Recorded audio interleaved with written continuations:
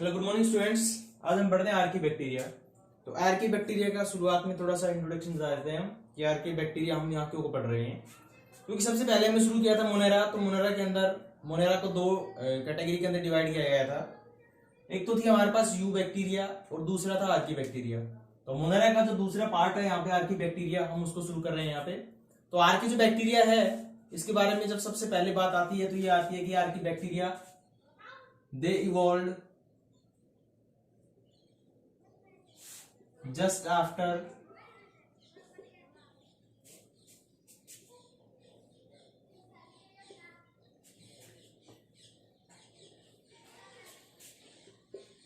life origin on the earth। तो इस line का मतलब सबसे पहले का क्या है कि they evolve just after life origin on the earth, यानी कि जो हमारी अर्थ है उस पे जो लाइफ की जब शुरुआत हुई थी, ओरिजिन ऑफ लाइफ हुआ था, तो उस ड्यूरेशन सबसे पहले जो ऑर्गेनिजम्स था, ठीक है, वो कौन आया था? प्रोकैरियोट्स आया था। और प्रोकैरियोट्स जो है कौन सा आया था? आर्की बैक्टीरिया आया था। इससे फर्स्ट लेक्चर के अंदर हमने पढ़ा था यू बैक्टीरिया के बारे में।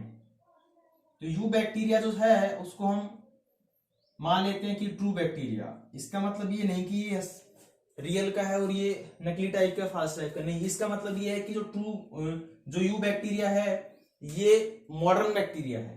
ठीक है, क्या है ये? Modern bacteria. ठीक है, और ये जो बैक्टीरिया है प्रोकैरियोटिक, ये भी प्रोकैरियोटिक ही होते हैं। तो ये जो आर्की बैक्टीरिया है ये सबसे प्रिमिटिव टाइप का बैक्टीरिया है।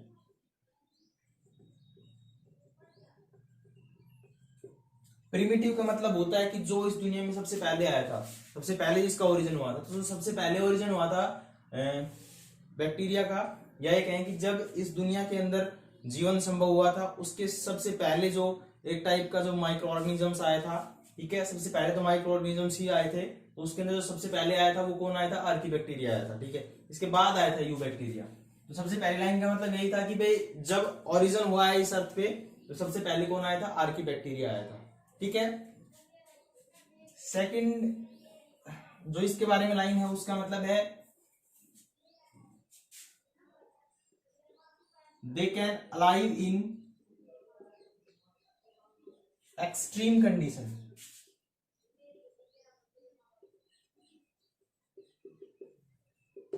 ठीक है, तो एक्सट्रीम कंडीशन जो है उसके अंदर जैसे हाई टेम्परेचर हो गया, हाई, तो उसके बाद हाई टेम्परेचर के अंदर भी ये अलाइव रह सकते हैं, हाई साल्ट कंसेंट्रेशन के अंदर भी, लो पीएच के अंदर भी। ठीक है, हाई टेम्परेचर का मतलब even at 100 degree centigrade temperature. ठीक है, सॉल्ट कंसेंट्रेशन का मतलब कि सॉल्टी जो हैबिटाट है उसके अंदर भी ये रह सकता है। लो पीएच का मतलब एसिडिक कंडीशन में भी। ठीक है, इवन एट 2 pH। ठीक है, तो इसका मतलब देखो यहाँ पे कि 100 डिग्री सेंटीग्रेड टेम्परेचर पे भी अलाइव हो रहा है। ठीक है, साल्ट कंसंट्रेशन जो है उसमें भी ये अलाइव हो रहा है। पीएच 2 pH कंडीशन पे भी, यानी कि जब एसिडिक कंडीशन है, बहुत ज्यादा एसिडिक कंडीशन है, उसमें भी ये अलाइव हो रहा है। इसका मतलब कि क्या है? उसके अंदर कुछ ना कुछ स्पेसिफिक टाइप की सेल वॉल और बॉडी के अंदर ऑर्गेनिक एसिड है। ठीक है, सेल मेम्ब्रेन भी होती है। ये तीन चीजें जो हैं इसको एक्सट्रीम कंडीशन में रहने के लिए, एक प्रकार से ये जो तीन कंडीशन है इन्हीं की वजह से ये जो एक्सट्रीम कंडीशन है, एक्सट्रीम कंडीशन का मतलब होता है एडवर्स कंडीशन। ठीक है, डेजर्ट के अंदर एडवर्स कंडीशन हो गई, हाई टेम्परेचर वाला एरिया हो गया। ठीक है, सॉल्ट वाला एरिया हो गया, तो एक्सट्रीम कंडीशन होती है कि जहां पे नॉर्मल बैक्टीरिया वगैरह है, नॉर्मल माइक्रो ऑर्गेनिजम्स है, वो अलाइव नहीं कर सकता। ये वाला जो बैक्टीरिया है ये वहां पे अलाइव करता है। ठीक है, नेक्स्ट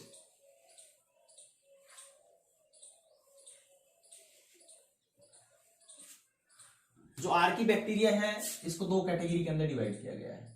ठीक है, एक होता है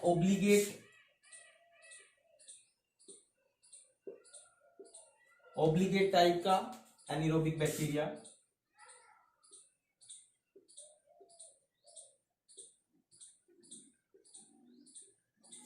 दूसरा होता है फैकल्टेटिव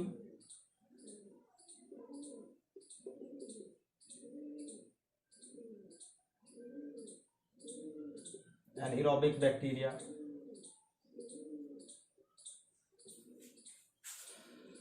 ये जो दो टाइप के जो कैटेगरी बनाई गई है, इसका मतलब क्या है इन दो कैटेगरी का? जो फर्स्ट ये वाली जो होती है, इसका मतलब होता है कि ये वाले जो बैक्टीरिया होते हैं ये सिर्फ और सिर्फ एनारोबिक कंडीशन के अंदर रहते हैं, मतलब जो अलाइव रहते हैं ये इस कंडीशन के अंदर रहेंगे। ठीक है, यानी कि in the absence of O2। ठीक है, इनके लिए ऑक्सीजन की कोई जरूरत नहीं होती, लेकिन जब आपने इनको ऑक्सीजन के अंदर डाल दिया तो ये क्या हो जाएंगे, सारे के सारे किल हो जाएंगे, मर जाएंगे। ठीक है, लेकिन जो दूसरी कैटेगरी जो होती है ये एक्चुअल में एरोबिक बैक्टीरिया होते हैं, लेकिन जब ऑक्सीजन अब्सेंट होती है तो भी ये अलाइव रह सकते हैं।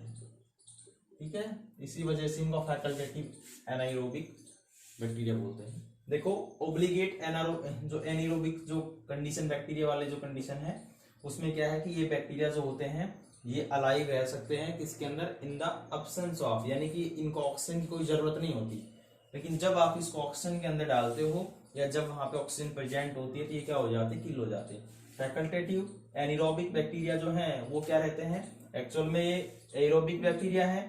ठीक है, यानी कि ऑक्सीजन की जरूरत पड़ती है इनको, लेकिन जब ऑक्सीजन अब्सेंट होती है तो ये भी अलाइव रह सकते हैं। तो दो कैटेगरी बनाई थी इनकी। ठीक है, इसके बाद हम इसकी थोड़ी सी सेल वॉल के बारे में पढ़ते हैं।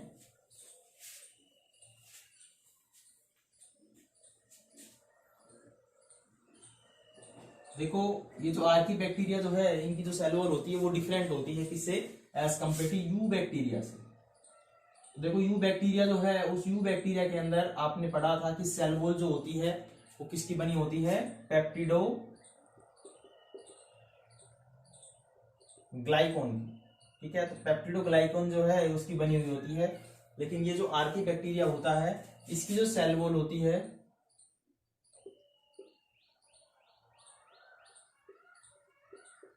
तो इसकी जो सेल वॉल होती है वो कॉम्प्लेक्स पॉलीसैकेराइड्स और दूसरा कॉम्प्लेक्स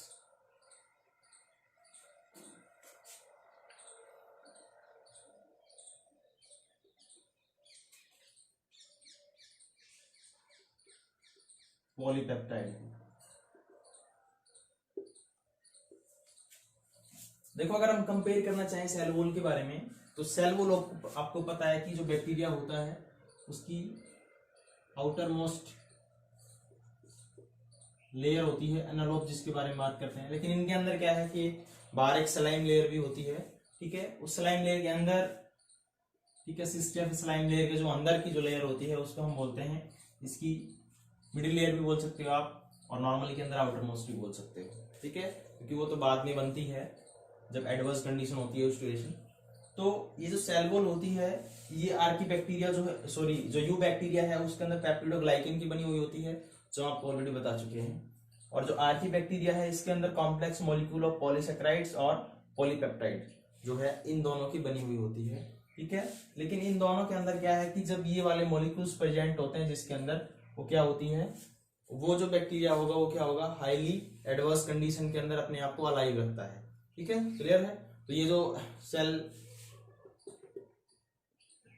इसके अंदर दूसरी बात ये आती है कि पेप्टिडोग्लाइकॉन जो होता है वो इसके अंदर नहीं होता, अब्सेंट होता है। ठीक है, किसके अंदर? आर्कीबैक्टीरिया के अंदर। ठीक है, और ये इसी की वजह से जो सेल वॉल है उसी की, इन दोनों की वजह से क्या होता है, एक्सट्रीम कंडीशन के अंदर भी क्या कर सकता है, अलाइव रह सकता है। नेक्स्ट इसकी सेल मेम्ब्रेन के बारे में बात करते हैं हम।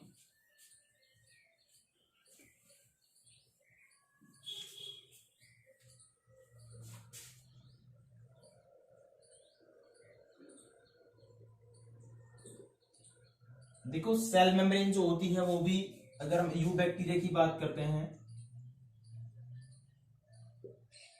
तो यू बैक्टीरिया के अंदर क्या था, स्ट्रेट चेन थी, straight chain of single layered lipid. तो जो यू बैक्टीरिया था उसमें हमने पढ़ा था कि इसके अंदर जो single layer of lipid layer होती है। ठीक है, लेकिन जो आर्की बैक्टीरिया होता है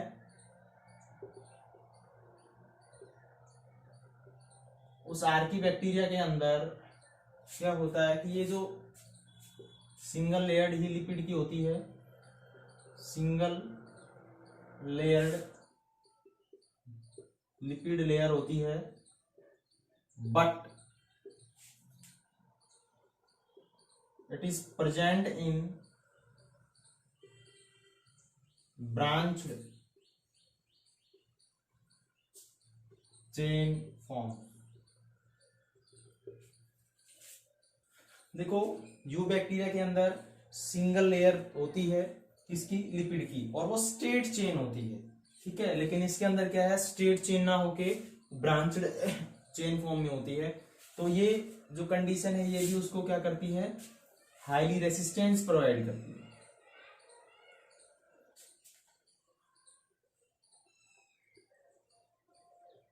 रेसिस्टेंस का मतलब होता है कि भाई ये कोई भी बैक्टीरिया है किसी पॉन्ड के अंदर है तो बाहर की जो कंडीशन है, जैसे बहुत ज्यादा साल्टी कंडीशन है तो ये जो बैक्टीरिया है ये इसी रेसिस्टेंस रहेगा, यानी इस पे कोई इफेक्ट नहीं होगा, तो उस कंडीशन को बोलते हैं रेसिस्टेंस।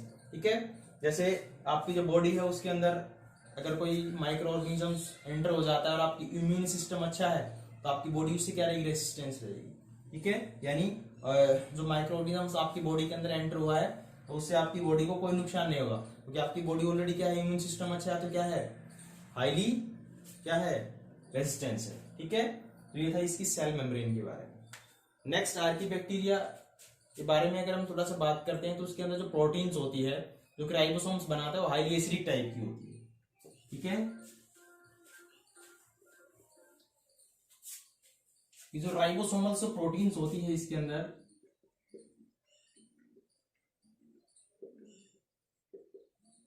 यानी कि जो इसके अंदर राइबोसोम्स प्रेजेंट होता है वो जो प्रोटीन्स बनाता है।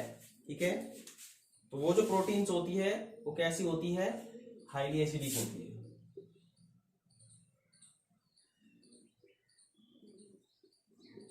ठीक है, एसिडिक टाइप की होती है। ठीक है, दूसरी बात इसके अंदर जो सीक्वेंस होती है, सीक्वेंस ऑफ आरआरएनए, वो डिफर होती है फ्रॉम यू बैक्टीरिया से। देखो जो आरआरएनए जो होता है वो आपको पता है क्या है कि भाई आरएनए जो होता है वो 3 टाइप का होता है। एक होता है आरआरएनए जिसको आप राइबोसोमल आरएनए बोलते हो, एक होता है टीआरएनए जिसको आप ट्रांसफर आरएनए बोलते हो, और तीसरा जो होता है वो होता है एमआरएनए जिसको आप मैसेंजर आरएनए बोलते हो।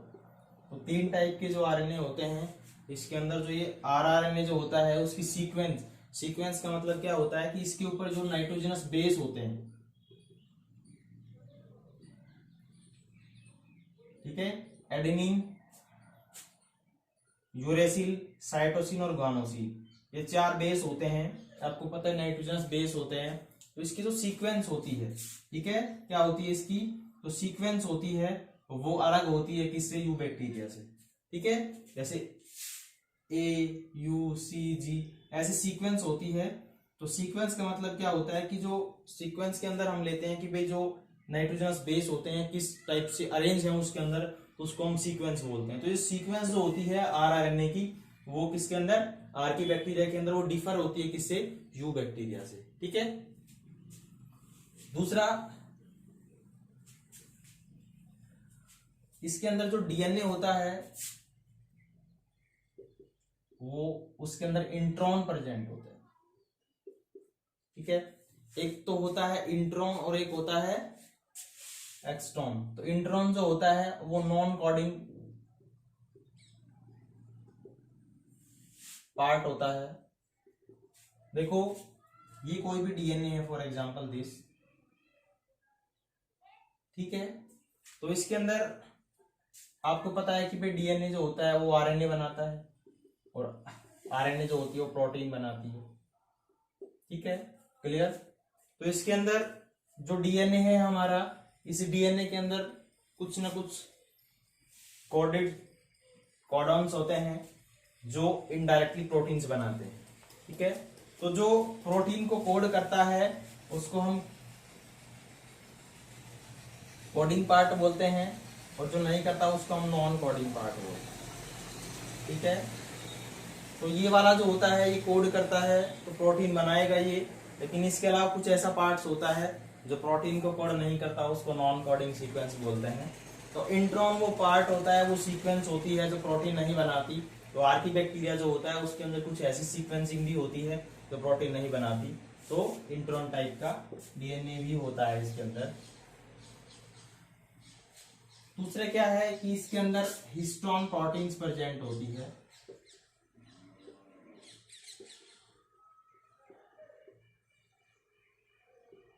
अभी हिस्टोन प्रोटीन्स क्या होती है हम आपको ऑलरेडी बता चुके हैं कि हिस्टोन प्रोटीन जो होती है, ये जैसे हिस्टोन प्रोटीन है, तो इस हिस्टोन प्रोटीन पे पॉजिटिव चार्ज होता है। ठीक है। और आपको पता है कि जो डीएनए होता है उस पर नेगेटिव चार्ज होता है। ठीक है। तो इस पे डीएनए जो होता है इस टाइप से रैप्ड हो जाता है। ठीक है, क्लियर। तो क्या होता है कि इसके अंदर हिस्टोन प्रोटीन जो है वो प्रेजेंट होती है, लेकिन हमने पढ़ा था कि जो यू बैक्टीरिया है उसके अंदर नॉन हिस्टोन प्रोटीन होती है। तो ये एक इसके अंदर बेसिक डिफरेंस होता है। ठीक है। तो इसके बारे में हम पढ़ चुके हैं। अब क्या करते हैं कि भाई जो आर्की बैक्टीरिया है उसको एक्सट्रीम कंडीशन के बेस पे 3 कैटेगरी के अंदर डिवाइड किया गया है। तो फर्स्ट आता है हेलोफाइल्स। तो जो हेलोफाइल्स होता है ये वो बैक्टीरिया होता है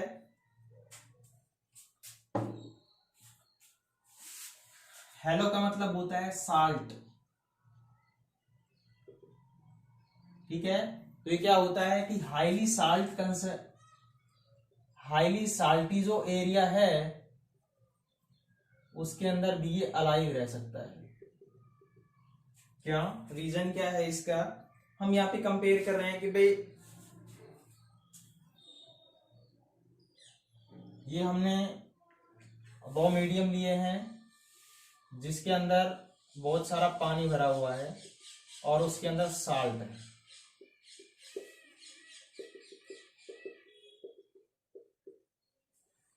ठीक है। सॉल्टी वाटर है इसके अंदर। अब यहाँ पे क्या है कि भाई हमने एक जगह तो लिया है यू बैक्टीरिया, ये तो है हमारे पास यू बैक्टीरिया, और इसके अंदर लिया है हमने आर्की बैक्टीरिया।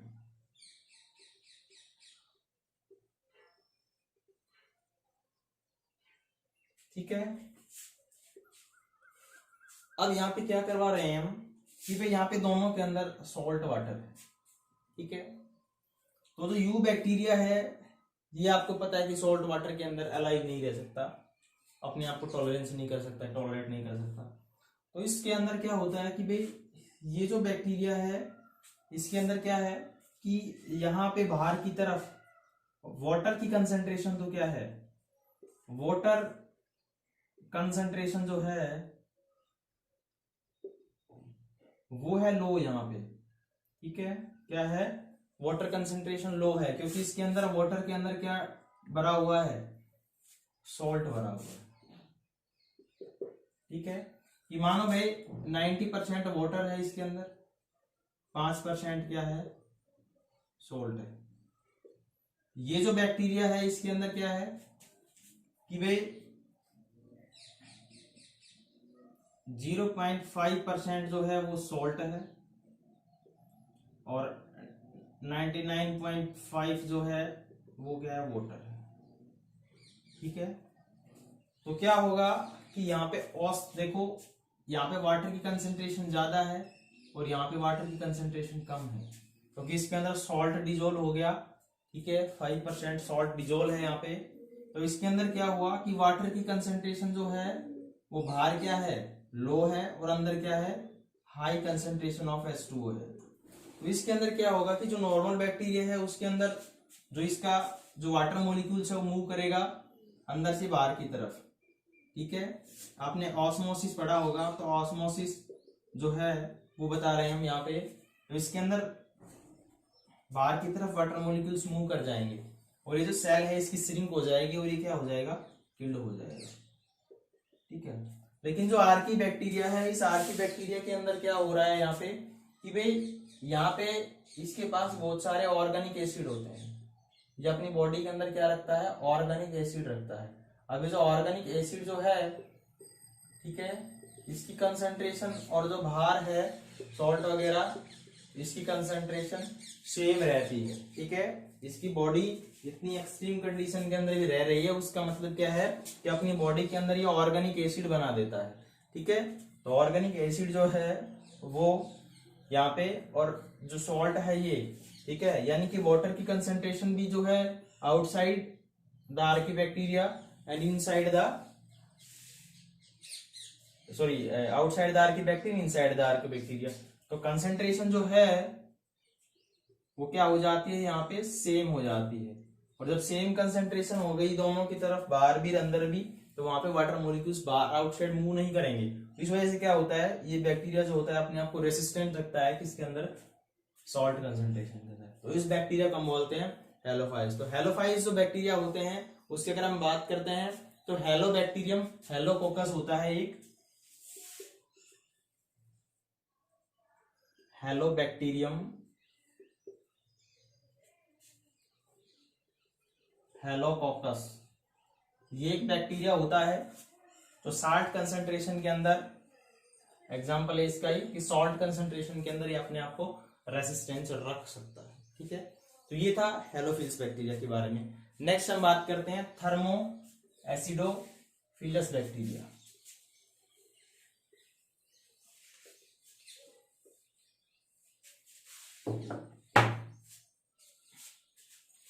सेकेंड टाइप का जो बैक्टीरिया आता है आर्की बैक्टीरिया का, उसको हम बोलते हैं thermo acidophilus bacteria.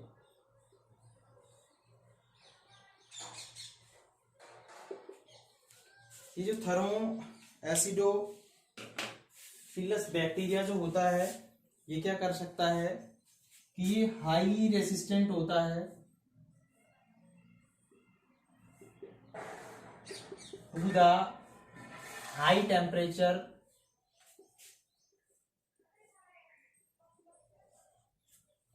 And low pH, ठीक है। पीएच के बारे में आपने पढ़ा होगा कि हमारे पास एक पीएच होता है किसी भी सॉल्यूशन का, ये 0 है, ये 7 है, ये 14 है। तो आपको पता है कि सॉल्यूशन जो एसिडिक, बेसिक और जो न्यूट्रल होते हैं उसका अपना पर्टिकुलर पीएच होता है। 7 पे तो होता है न्यूट्रल, और 7 से इधर आएंगे हम तो वो क्या हो जाता है एसिडिक। तो जितना कम पीएच होगा उसका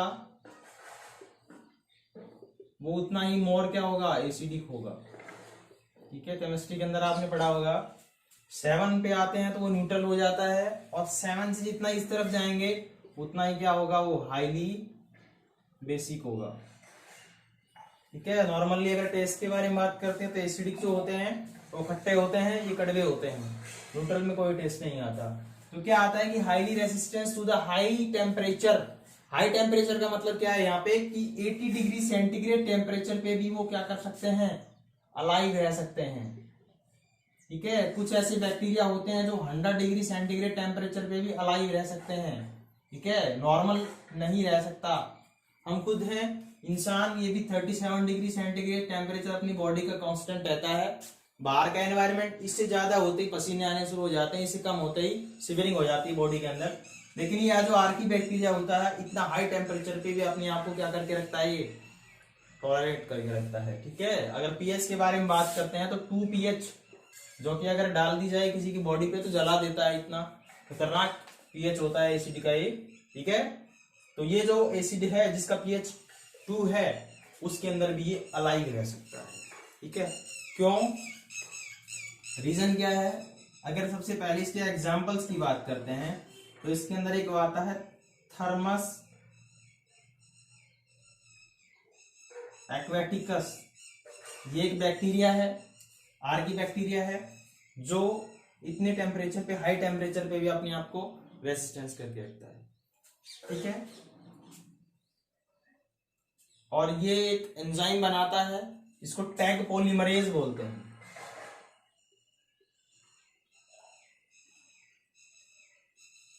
अब देखो, हम जो डीएनए है हमारा, इससे हम डीएनए बनाते हैं मशीन्स के थ्रू। उस टेक्निक को बोलते हैं पीसीआर टेक्निक। तो ये जो पीसीआर होती है टेक्निक, इस टेक्निक के अंदर क्या किया जाता है कि डीएनए को मशीन के अंदर डाला जाता है। ठीक है, अब क्या है कि ये जो मशीन है इसके अंदर डीएनए जो होता है उसको उसको इसके जो एक प्रकार से स्टैंड होते हैं उसको सेपरेट किया जाता है हाई टेम्परेचर पे। लेकिन क्या है कि डीएनए डिग्रेड हो जाता है इस टेम्परेचर। तो ऐसे एंजाइम्स का यूज किया जाता है, ठीक है, उसको बनाने के अंदर, जिससे क्या हो जाए, वो इजीली बन जाए, हाई टेम्परेचर पे डिस्ट्रॉय ना हो। तो जो टैग पॉलीमरेज होता है इसको पीसीआर टेक्निक के अंदर ऐसे एंजाइमेटिक यूज किया जाता है। ठीक है, तो ये जो बैक्टीरिया होते हैं थर्मो एसिडोफिलस होते हैं, जो क्या करते हैं हाई टेम्परेचर कंडीशन पे और हाई पीएच पे अपने आप को रेसिस्टेंस करके रखते हैं। ठीक है, तो थर्ड आती है, वो आता है मिथोजेनिक बैक्टीरिया।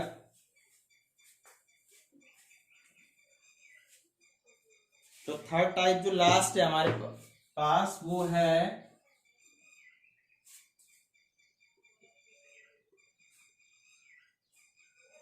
Methanogenic bacteria. ये मिथेनोजेनिक जो बैक्टीरिया होता है, ये वो बैक्टीरिया होता है, देखो मीथेन आपने पढ़ा होगा, CH4 मीथेन।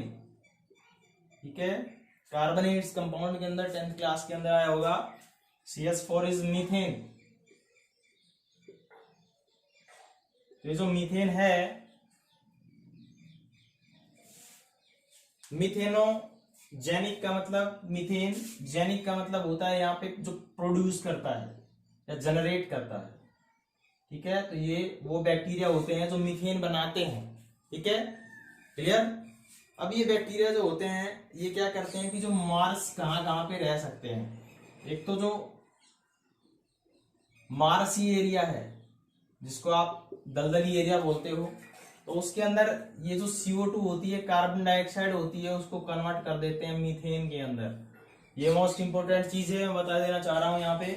ये जो बैक्टीरिया होते हैं मार्सी एरिया के अंदर रहते हैं। मार्सी एरिया दलदली एरिया होता है। ठीक है, तो कई बार क्या होता है कि भाई कुएं के अंदर कोई भी जाता है तो उसमें वो नीचे मर जाता है।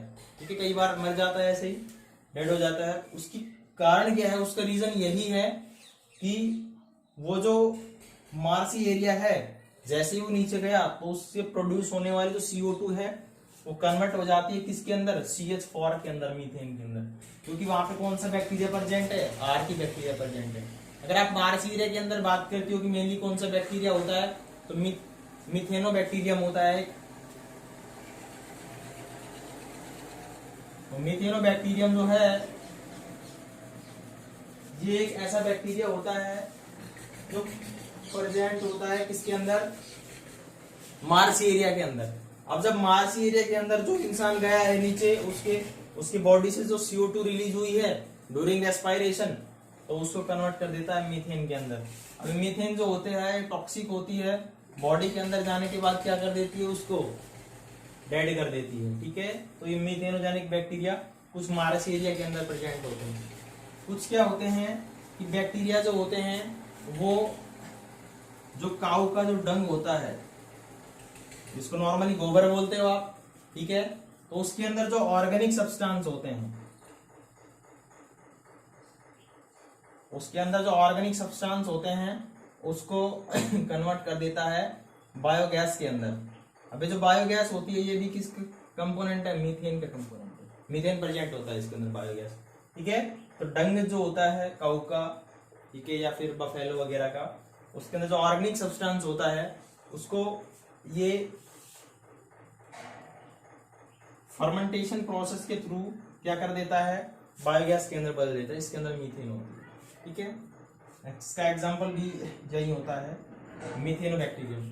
तो थर्ड टाइप का जो रूमेन्स ऑफ कैटल होते हैं, ठीक है, एक होता है रूमेन, जिसको आप पढ़ते हो रूमेन, रूमिनेंट, और जो एनिमल्स होते हैं जो खुर वाले होते हैं उसको रूमिनेंट बोलते हैं। तो उसके अंदर एक रूमेन होता है स्टोमक से पहले, तो उसके अंदर क्या आती है कि जो सेलुलोज होता है, ठीक है, इस रूमेन के अंदर जो सेलुलोज होता है, जो घास वगैरह होती है, ग्रासेस वगैरह प्लांट पार्ट होते हैं, उसके अंदर सेलुलोज होता है। अभी जो सेलुलोज होती है इसका भी यहाँ पे फर्मेंटेशन कर देता है ये, और उसको मीथेन के अंदर बदल देता है। ठीक है, तो ये जो बैक्टीरिया होता है जो रूमेन के अंदर ही प्रेजेंट होता है, बैक्टीरिया मीथेनोजेनिक बैक्टीरिया होता है। तो ये हमने डिफरेंट टाइप की कैटेगरीज पढ़ी हैं, आई थिंक आपको समझ आया होगा। ठीक है,